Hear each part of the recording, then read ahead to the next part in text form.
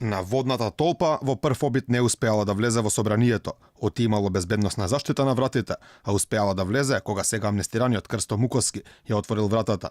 Читајќи го овој дел од обвинението на Вилма Русковска, адвокатот на поранешниот директор на БЈБ Митко Чавков, Сашо Дуковски, кажа дека кривичното дело за кој обвинет неговиот клиент било сторено тогаш, а не со дејствијата за кои се товари тој.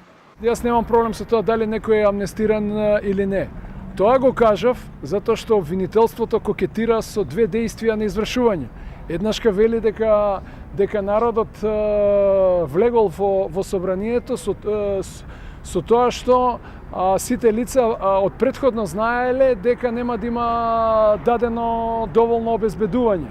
За да во понатамошниот дел на обвинението се вели дека не можел народот да влезе во собранието, туку Крсто Муковски ги отворил вратите. Дуковски потенцираше дека Чавков уште во март 2017 година иницирал формирање на оперативната акција Платформа, тело во МВР кое ќе има задача да спроведува стратешко координативни задачи во врска со протестите, што било исторено на преземањето на конкретни действија, како што е ангажирањето на дополнителни полициски и специјални сили, било надлежност на секторот за внатрешни работи, во овој случај СВР Скопје.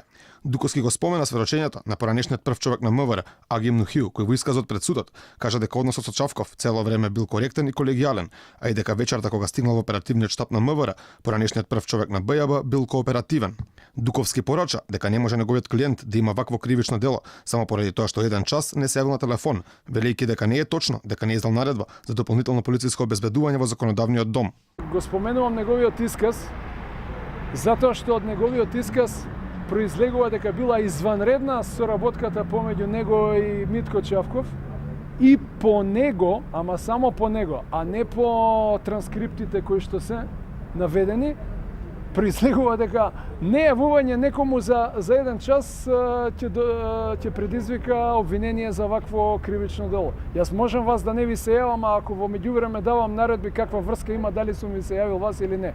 Изведувањето на завршните зборови на лицата обвинети во случајот за 27 април продолжуваат утре.